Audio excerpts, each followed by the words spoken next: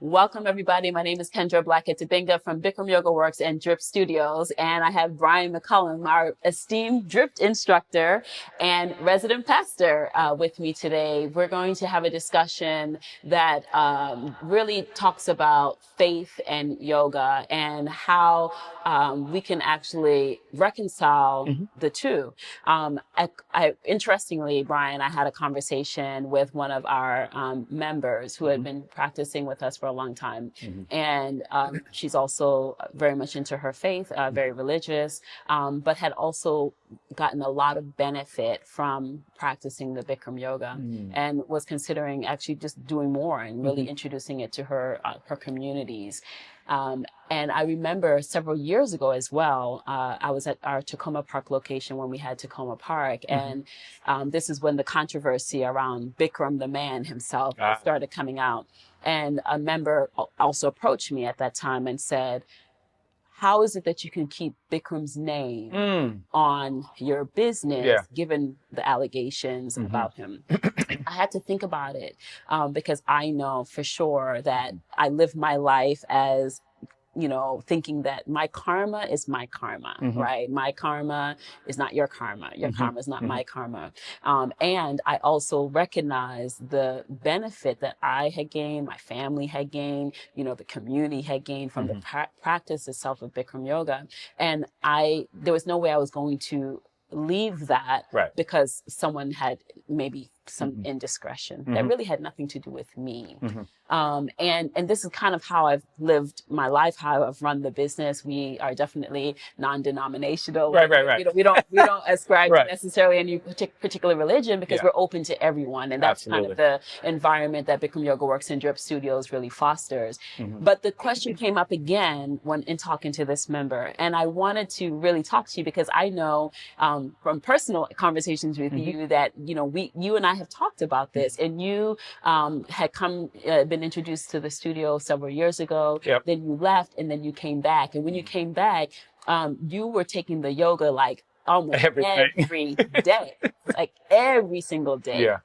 And I know that you're also very much into your faith tradition. And I always wondered how come you were able to kind of understand that the practice itself of the yoga didn't necessarily conflict with your faith. And so that's the kind of conversation I want to have with you today. Absolutely. I want you to give us a little bit of background about not just your yoga journey, but your faith journey. And then we'll go from there. Absolutely. I'm really glad that you just having this opportunity to talk about this, because this is something that has come up a lot. But my personal faith journey, you know, grew up in church, but not really, I wasn't really like, ooh, let me go to church. It was kind of like a social thing for me. Then when I went to college, started really kind of getting more into my faith, but still wasn't really like, oh, I'm going to be a pastor or anything like that. I ran from my call. I didn't really feel like, you know, I was like, I'm not that holy, you know. So I was like, pastors are like holy people. They don't sin. And so I was like, not for me. And so, but I ran from it for a long time. And during my running process, I was in a group called Step Africa. We traveled the world. And that in and of itself was a blessing for me because it really opened up kind of my view on the world, people, faith, how we interact with each other, and how, you know, that connects people and separates people at the same time. And just being able to see different faith traditions and things like that that were different from my own, but being able to connect in different ways was very eye-opening for me. And then after that, I went to seminary. It was crazy because when I went to seminary, I had imposter. We talked about that. I had imposter syndrome.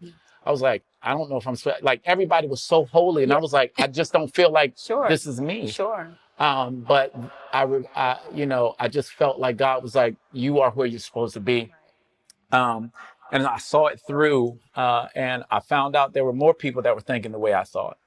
And so when I came out, I still wasn't really looking to be a pastor or anything like that. But I loved people. I love, you know, I was really into fitness. Went back to Step Africa, did a lot of things with that. And then the opportunity came for me to step in as a pastor, my current church. And I see a huge connection between faith, fitness, and fellowship and things like that. Sure. A lot of times we want to kind of compartmentalize these things. I personally don't see that as what God really wants, in my view. And everybody is in a different place in their journey, right? We have to meet people where they are. Sure. And so this has been, and I don't want to give all the answers to this one question, but it's been a good journey for me. I feel like there's a very strong connection between practice and purpose. Yeah. And this practice has helped pour into my purpose. And so, yeah, that's why I'm here. One of the things that I've always found interesting is the idea that the body is your temple. Yeah. Right. And that's something that we hear in the religious tradition as well. And the physical practice, to me, of the yoga has always been a way for me to get, in a sense, closer to my spiritual practice, right? Because it's about union. It's about the mind, the body, and the spirit coming together. And if there's, some type of, something's off in one of those areas. Oh my gosh. Yes. In all areas, right? And so I want to talk about what that really means. The body's a temple, and how this can be translated in the yoga room. Absolutely. And I'll say this, you talked about my journey. I was coming to the studio. When I first came, I was only doing Pilates. And then the pandemic came and, the world shut down. And when I started coming back, I did everything. I was like, I'm doing everything. That was one of the best decisions I've ever made. Sure. I really I was like going to jump in. And being able to be in those different classes, it made me kind of question, what am I putting in my body? And I started to watch the things I'm eating because I didn't want it to affect how I was in class. Sure. And I started to put the connection between, we only have one body. That's right. Like we can't get a new version of it, so we have to take care of the body that we have, right? And so I really, really started going more into fitness and I preach the best when I am the most fit, right? And when I'm eating, when I feel good about my body and things like that. And so there is a direct connection to that. And it's a sacred practice as well. God is giving you a gift of your body, right? And how we treat it is a gift back to God, right? And so I think that when you have something that is giving you like practices where you can have health benefits and health outcomes, that's easy, 1 + 1 to me. Yeah, so, right. Yeah, and I've always had in my mind that, yes, the more that I feel good, right, the more I can show up in this world in a way that is God aligned. Hey, yeah, right? yeah. And because if you've ever seen someone who's going through hardship, trauma, they don't show up very well. Right. And in fact, you'll find the bullying, the meanness, the kind of like, the language that's coming out that doesn't seem, holy. Right. You know what I mean? But the more that we are able to kind of like really get aligned, the mind, the body, and the spirit, the more we show up in this world in a way that we are intended to, in a way that is helpful to our neighbor, in a way that is helpful to our families. Absolutely. And the more that we can take care of ourselves, it goes out into this world. Right. And which is why I had never been the type of person to be like, oh, well, Bikram such and such had this the reality is it all comes back to you and how you are interpreting, your actions, how you are actually living out in the world. So what we take from the mat, we can actually bring it out into the world, right? In actual practice. Similar to when we go to church on Sunday, it's not just hearing the word, it's putting the word into practice. And so I do understand that, sometimes in the church tradition there has been this kind of like, oh no, something else is going to take over your mind. And I want to kind of delve into that a little bit because, the reality is we want you to be in control of your mind, right?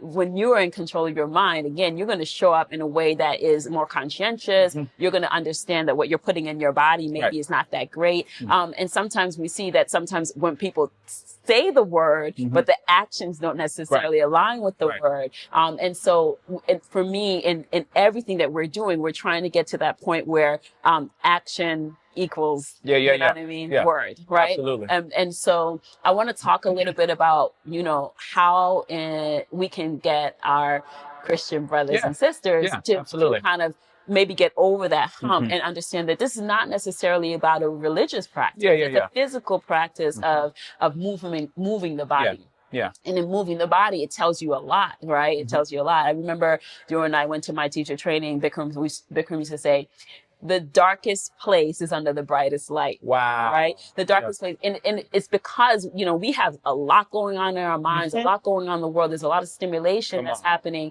But when we're on that mat, we're able to still all of that.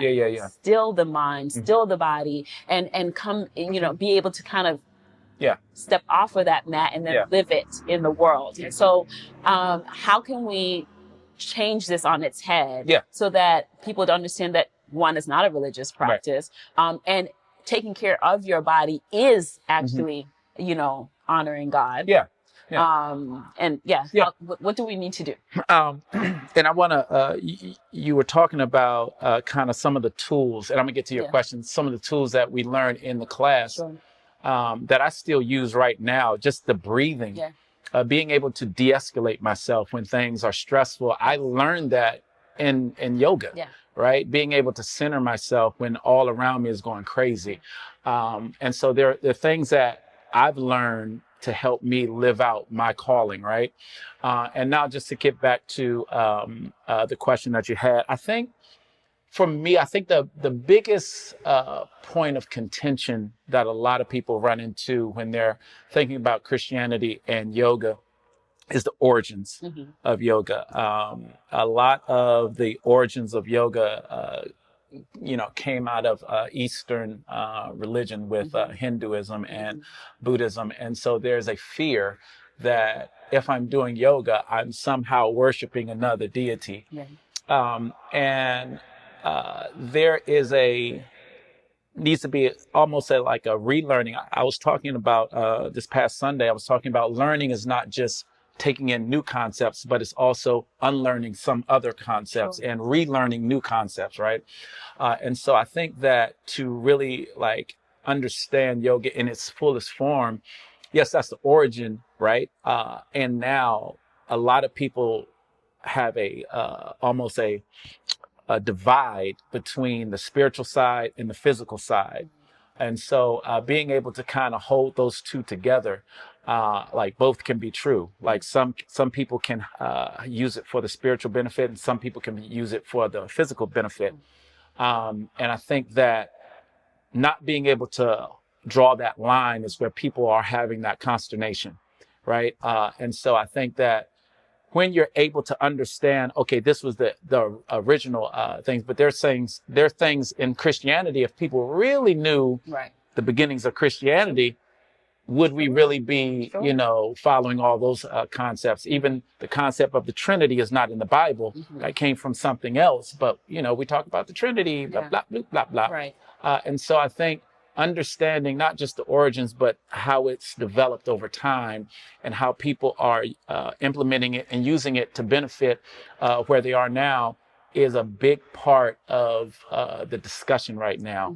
Because you can't live in now and just look at the origin, but not look at how it's it's developed over time. Evolved, yes. Exactly. Yeah. So I think that that's part of, that's one of the biggest, because I've had the same conversation with people, even in my church, because I speak very freely about, oh, you know, I'm a fitness instructor, I go to yoga, this, that, the other, because if I'm a part of something good, Yeah. I want people to know about it. Right. You know, I've lost 55 pounds doing this, right? You did.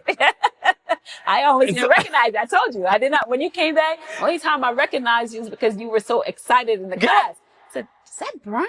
That's what I'm saying. Yeah. Like, and so for me, like, how can you, if something is going to give you health benefits like this, right, where, you know, I stand up straighter now, like, because my core is stronger and, you know, I'm able to breathe better. Like, I look at pictures before when I wasn't doing the practice and pictures now, it's almost like two different people, right? And I'm not, you know, on Ozempic or anything like that. Like, you know, Right. I'm in the studio and I'm able to work out, you know, problems in the studio and things like that. That helps me be, you know, more present in ministry and things like that. So I think it's a tool that I use for me to be even better in walking in my purpose. Like practice and purpose for me is almost linked together. I love it. Yeah.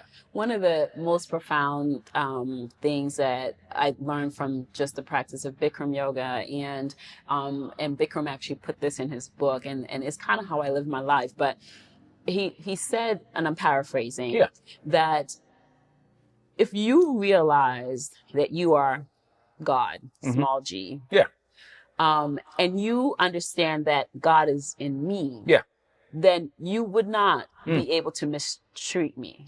Right? Yeah.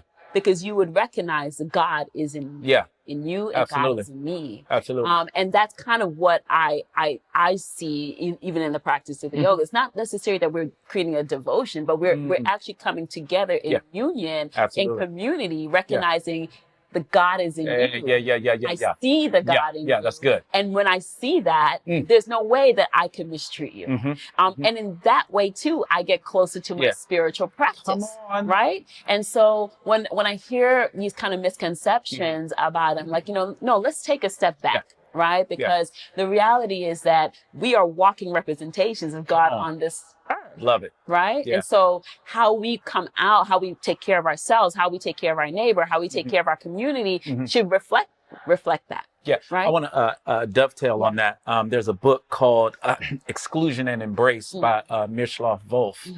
And he said something very similar to that. He said, I can't truly love me until I truly love you. Right? The other, because it's the embrace of the other. And the other is anybody who's not us. That's right. Right?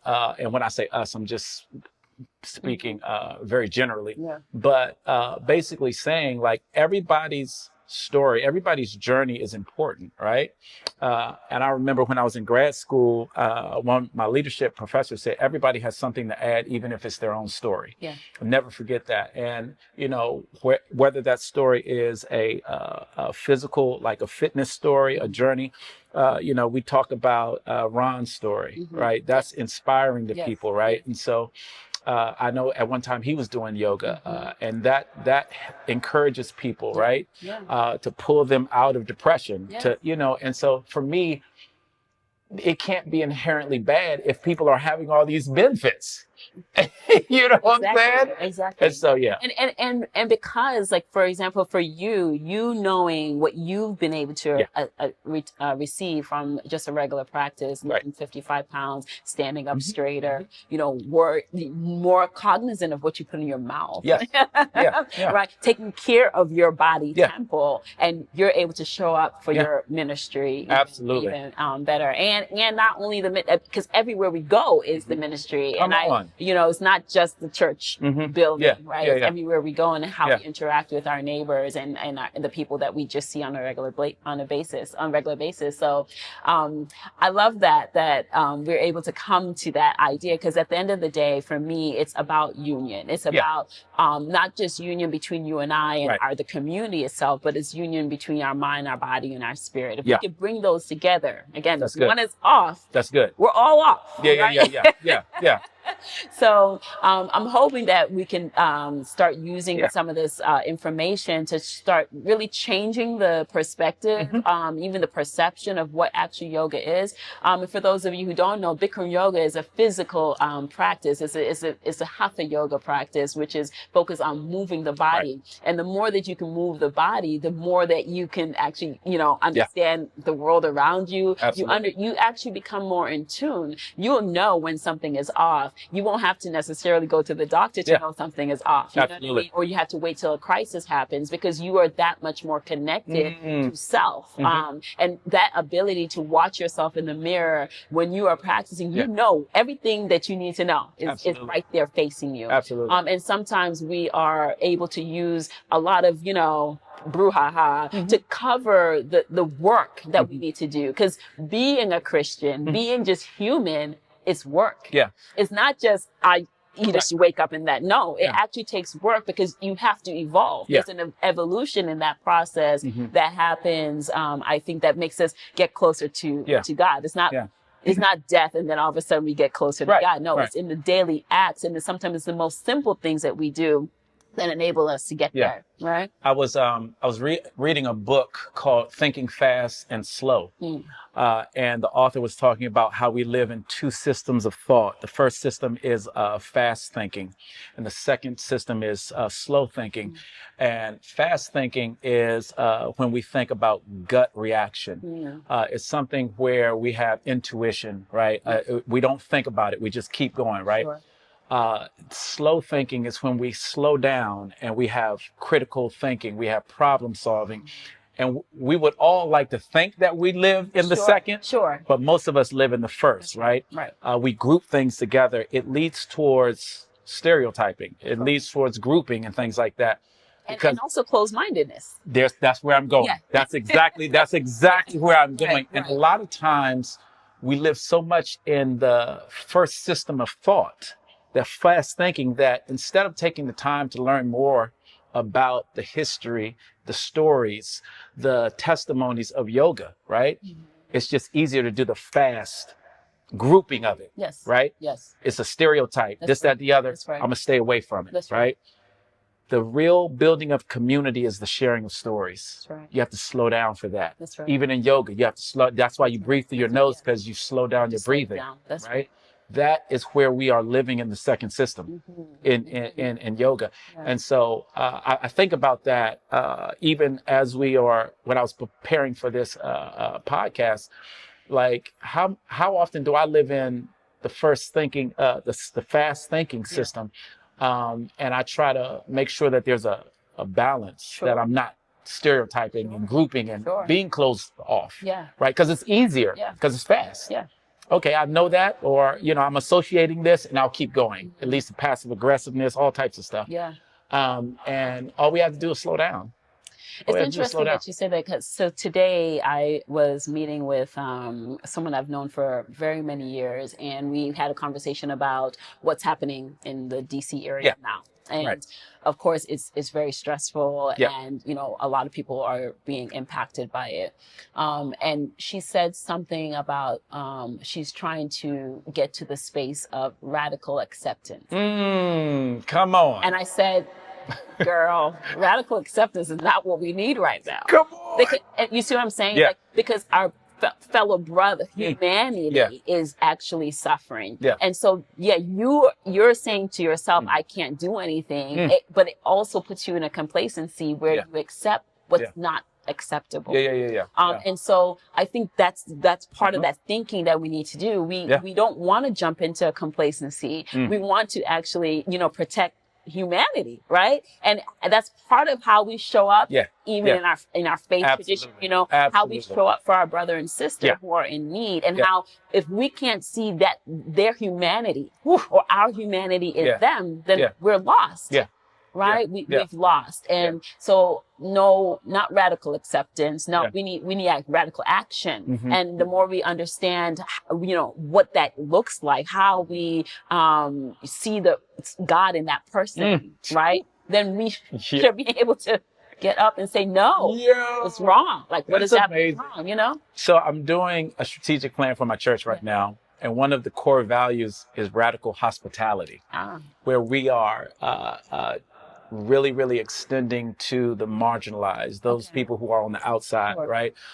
Making sure that they feel welcomed in whatever space we're in, so that the grace margin is large enough that we can welcome in people who are outcast by others, right? Who aren't seen, who are overlooked and looked past, right? We looked right at you. Right. And so when you said that, it was making me think about the radical hospitality, but it speaks to action. Yeah, it's action. You know? Yes. Yeah. Yes, yes, and not just, being an observer. Right. But faith actually is about action. Yeah. Right. This Sunday, I'm talking about, are you a doer or a hearer? Yeah, right. Yes, exactly. Like you must do actually something. take it. Yes. Right. You must actually take it and just do do it. something with it. Yes. Like Nike. That's right. That's right. Faith is action. Yeah. Come on. You know? Yeah. Because what's the Bible quote? Faith without works is dead. Is dead. Yeah, right? absolutely. And so absolutely. there's a lot that I feel like, we can learn, even if we took a step back from this is my tradition. But there's lessons that are universal. Absolutely. Right? That Absolutely. we can take and incorporate without necessarily, going way far off of what we consider to be our faith tradition. So anything else, Brian, you'd like to share? I just think that I can almost do a commercial for this place, y'all. Like, really, like, I look at life before I was coming, and I didn't go to yoga first because I saw people coming out, and they just, eyes were red and just sweating everywhere. I was like, I don't want any of that. But when I jumped in, it was life changing. Like, this place has changed my life, seriously.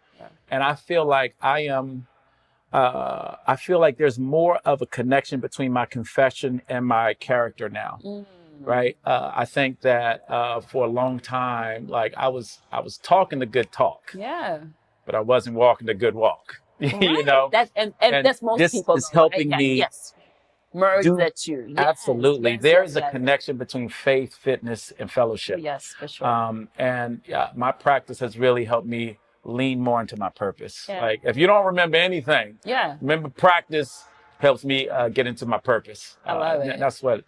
It's fun. It's interesting because I've always told people, even in the entrepreneurship journey, that it's a faith walk. It's all a faith walk. Absolutely. Because you never know, and you're always going to have things that come up, and this, that, and the other. But if you understand that you are walking in your purpose, come on. then you can kind of keep going. You can't necessarily see it all, and it's not always open for the naked eye. But you can walk forward with purpose, and I think that makes it all, it does. It brings it all together for us in a way.